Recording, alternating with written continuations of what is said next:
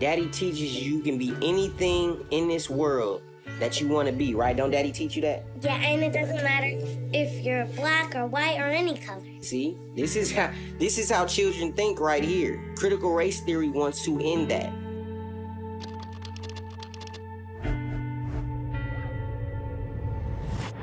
I pledge allegiance to the flag of the Afro-American people. Not with my children. It's not gonna happen. You can make friends. Yeah, you can make friends, no matter what color they are. So we need to stop CRT. Period. Point blank. Children do not see skin color, man. They love everybody. If they're good people, they love them. The truth wins if we're all brave enough to tell it. That is the ad that sparked the controversy over critical race theory. It has been shortened since its original posting in September. Joining us now to discuss what's wrong with it are the Milwaukee Journal-Sentinel's James E. Causey and Dr. Robert S. Smith, the Harry G. John Professor of History at Marquette University. Thank you both for joining us. James, you wrote about the piece, about the video. What made you write about it? What was your major concern with it? Well, I first wrote about it because when I first saw the ad, I thought it was a spoof. I didn't think it was real. It came on during a Packer game.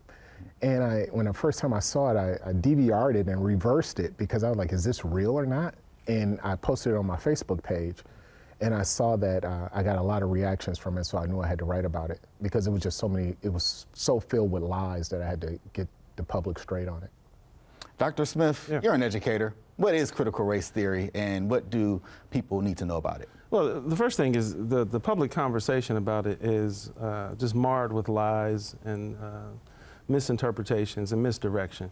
Critical race theory is this brilliant intellectual approach to studying the nation's past, its present, and all the various ways that we've seen and experienced injustice, various disparities and their roots. And it says if we look at the legal functions in our society, if we look at our policies, we can learn about those injustices. We can learn and understand how over the last several hundred years our system has been shaped to not only enforce those injustices, but to perpetuate them as well. But it also teaches us how to use the law to effectuate social change. And it does something very brilliant, which is it takes voices that are oftentimes left out of that history, oftentimes the folks who experience some of the worst parts of that history, and says, let's center those voices, and then let's think about this in even more complicated ways by considering that we might have multiple identities, the intersections that we bring to the table, and adding that into the historical conversation and the contemporary conversation. Now, the key thing is, in order to do this, you have to spend a lot of time with a lot of case law, and you have to spend a lot of time with a lot of policy, and you have to spend a lot of time with a lot of legislation. So this is really graduate level, law school level education and training. All this nonsense that kids are being taught, critical race theory, is impossible because it's that heavy of a discourse to really consume. So why is there such a misunderstanding about that, and why is there so much ignorance around critical race theory? I'll open it up to either one of you. Well, I'll start with that. Well, there's ignorance on race. I mean, we haven't been able to really understand and talk about race even as adults. And so my whole thing with this is, like, why would we not want to understand more about race and race relations? Why aren't we having these conversations? We don't have a conversation mainly as adults across racial lines. When we do, it usually turns into arguments, or we're looking for that quick turnaround. So why don't we want our young people to not make the same mistakes we made? That's my biggest issue with this. And so don't perpetuate it with lies and fear-mongering. Try to perpetuate it with truth. And that's what we need to do. Dr. Smith, we were talking about the dangers of some of the ignorance that's out there. So talk about those dangers with teachers, both rural and urban. Well, just this entire moment, it's not only that critical race theory is the emblem that's being propped up as the problem. This entire conversation that we need to have about race and need to have in our schools about race is under attack as well.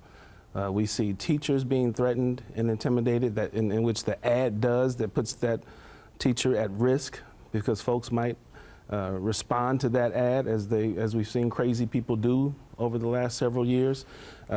We've seen hostility at school boards over these kinds of issues as well, and this is particularly pronounced in our rural and exurban areas. This is where we've heard from teachers specifically saying, we have to teach this stuff here. We have to be able to have these conversations because our kids are not experiencing the kind of diversity that they ought to. So, James, talk about the bigger picture with critical race theory and exactly where it sits among a bigger conversation when it comes to race. Well, I think if you just look at the Pew Research Center, they did this study and they talked to adults like, do you think we have a race problem in this country?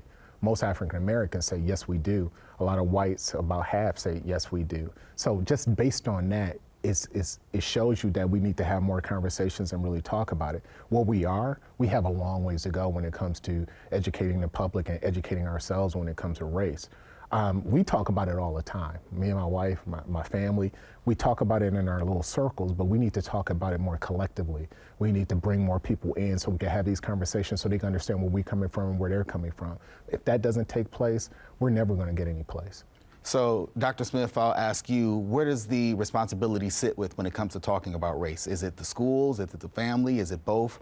What do you think? Well, it's everybody, and we're not going to ever get around or get outside of a moment where we can't talk about race. It's central to so much of what we experience on a regular basis. And this is also the nerve that critical race theory touches, quite honestly. When we look at law, when we look at policy, when we look at our Constitution, when we see the ways that these core institutions prop up the various injustices, it's critical race theory and other approaches like it, informed by similar kinds of ideas, that help to expose so much of the history and so much of the realities that we need exposing, so then we can have a conversation about it.